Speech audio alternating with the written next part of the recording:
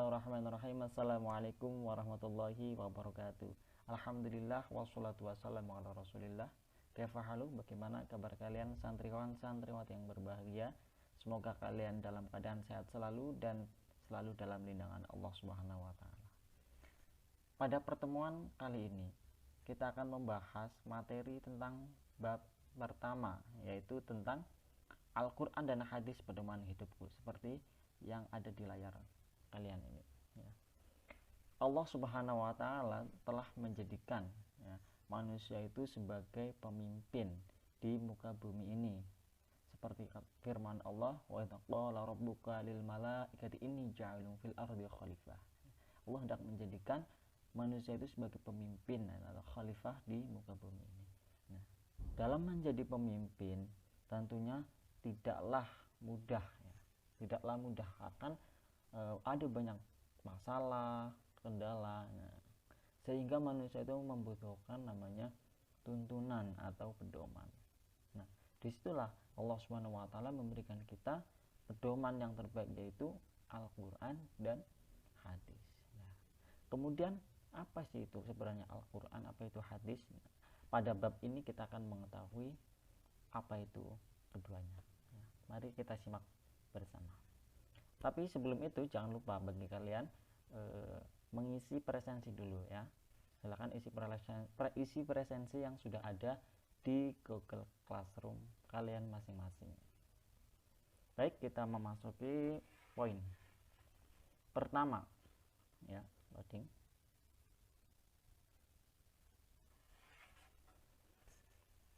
Ya, poin pertama kita akan melihat tentang pengertian Al-Quran dan hadis.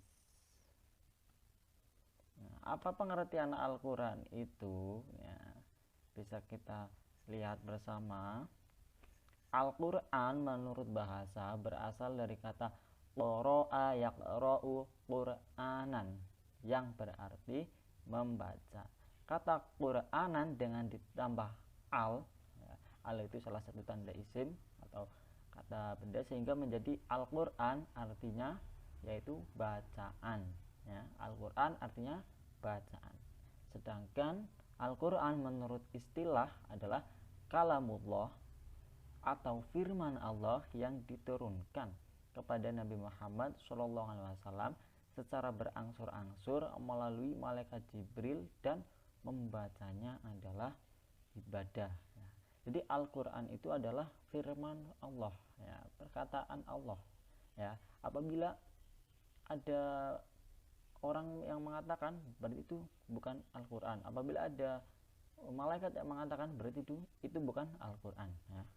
Al-Quran hanyalah firman Allah ya, kalamullah, perkataan dari Allah Subhanahu wa taala yang diturunkan kepada Nabi kita, Nabi Agung Muhammad SAW secara berangsur-angsur. Jadi Al-Quran itu diturunkan tidak langsung dalam satu kitab ya, satu kitab Al-Quran seperti ini ya, langsung segini tidak, tapi berangsur-angsur ya, bisa dalam ayat, beberapa ayat, nah sehingga itu menjadi satu kesatuan.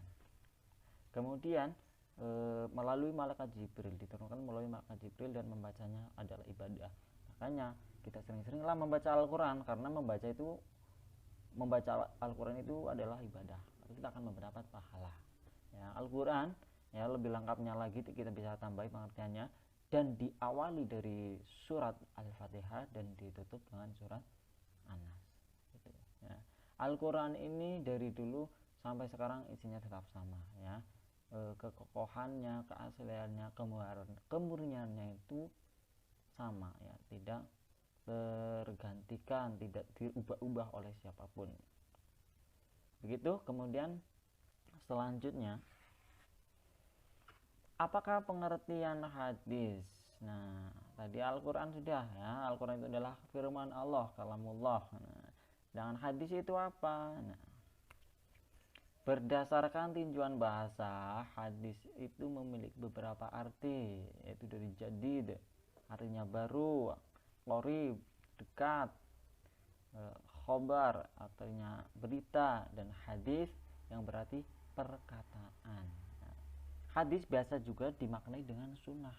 Nah, jadi nama lain ya, sinonim dari hadis itu adalah sunnah. Selain Al-Quran, pedoman utama bagi umat Islam adalah sunnah. Nah, ya, pedoman hidup kita yang pertama adalah Al-Quran, dan yang kedua adalah sunnah Nabi. Adapun secara istilah, hadis adalah segala perkataan, perbuatan, dan ketetapan atau persetujuan atau takrir dari Nabi Muhammad Shallallahu Alaihi Wasallam. Jadi hadis itu adalah perkataan atau sabda ya, sabda Rasul ya, baik itu segala tindak laku dari Rasul, baik itu berupa perbuatan, perkataan, ataupun ketetapan atau takrir, persetujuan. Nanti di poin selanjutnya kita akan lebih tahu bagaimana pembagiannya hadis itu. Yang penting sekarang kita pahami dulu apa itu hadis dulu ya. Kita kenali dulu siapa sih hadis, apa itu hadisnya. Itu ya.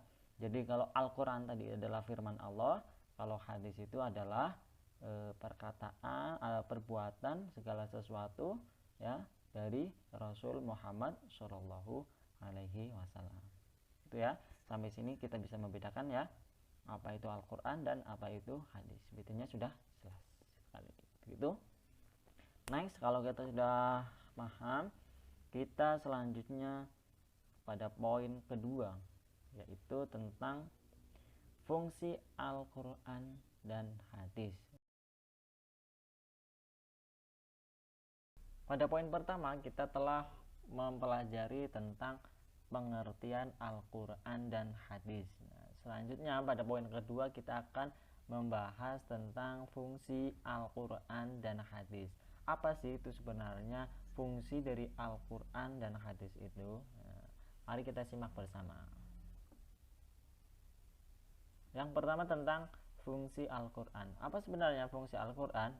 Apabila kita pahami sebenarnya Al-Quran itu sudah menjelaskan mengenai fungsi-fungsi dari Al-Quran itu sendiri. Salah satunya itu dalam Quran Surat Ibrahim ayat 1 dan Quran Surat Al-Baqarah ayat 185. Dalam Quran Surat Ibrahim dijelaskan bahwa Al-Quran itu diturunkan kepada Nabi Muhammad SAW supaya Nabi Muhammad itu dapat mengeluarkan manusia itu minadz-dzulumat ilan nur, yaitu mengeluarkan dari kegelapan menuju cahaya terang benderang.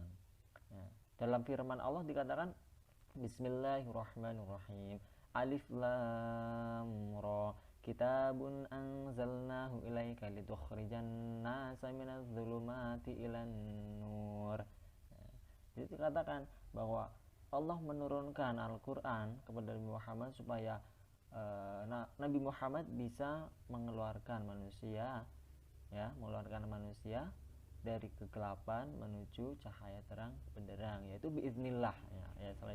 Kata selanjutnya itu biiznillah, dengan izin Allah Subhanahu wa taala. Kemudian yang kedua yaitu di Quran Surat Al-Baqarah ayat 185 ya. Dalam firman Allah dikatakan Syahrul Ramadan allazi unzila fihil Qur'an hudal linnas wa bayyinatin minal huda wal furqan. Ya.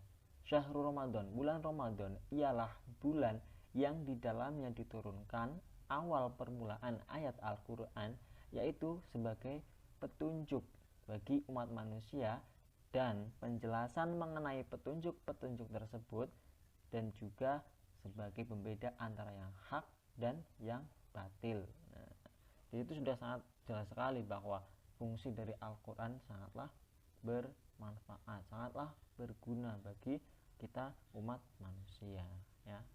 Apa jadinya apabila kita tidak paham Al-Quran? Kita pasti akan bingung ya, seperti orang linglung ya, tidak tahu arah jalan, tidak tahu arah yang benar. Nah, di sini sudah terangkum. Yang pertama seperti yang dikatakan tadi ya, seperti dalam ayat Al-Quran, yaitu sebagai petunjuk hidup manusia atau al-huda. Yang kedua sebagai penjelas dari petunjuk-petunjuk tersebut ya, sudah ada penjelasannya tuh. Yang ketiga yaitu sebagai pembeda antara yang benar, yang hak, dan yang salah. Jadi kita bisa tahu mana yang benar, mana yang mendapat pahala, mana yang mendapatkan dosa, mana yang salah, itu apabila kita paham tentang agama Islam, yaitu di Al-Quran. Seperti itu. Orang yang tidak paham agama, mereka akan kebingungan. Mereka akan melakukan sesuatu yang dikiranya benar ternyata salah. Mungkin yang dikiranya salah ternyata benar.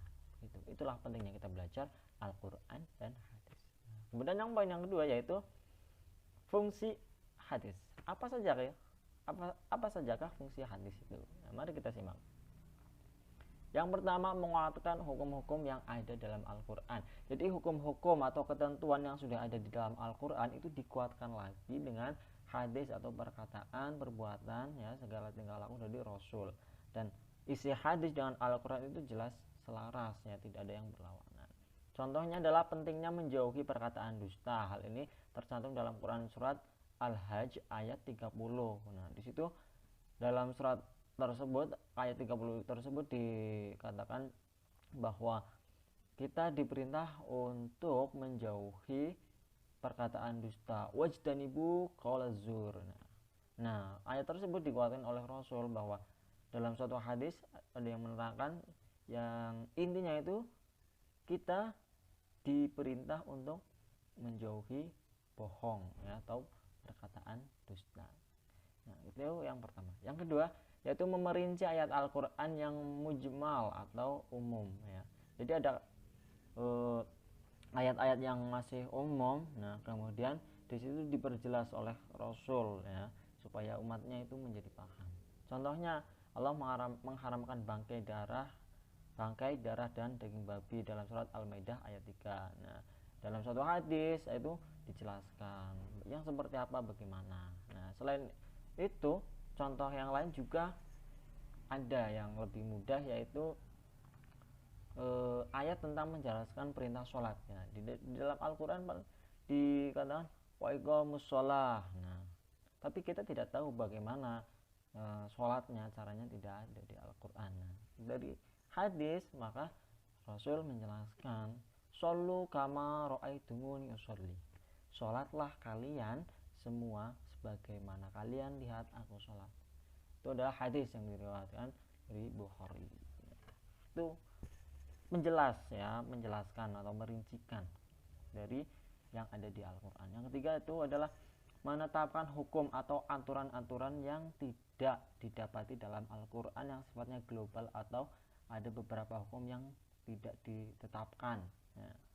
Misalnya tentang larangan makan binatang buas, maka Nabi Muhammad memberikan penjelasan tentang hal tersebut, yaitu dalam hadis yang diriwayatkan oleh Muslim, ya, perawi Muslim, kullu dzinabin min siba'a fa'akluhu haram, ya.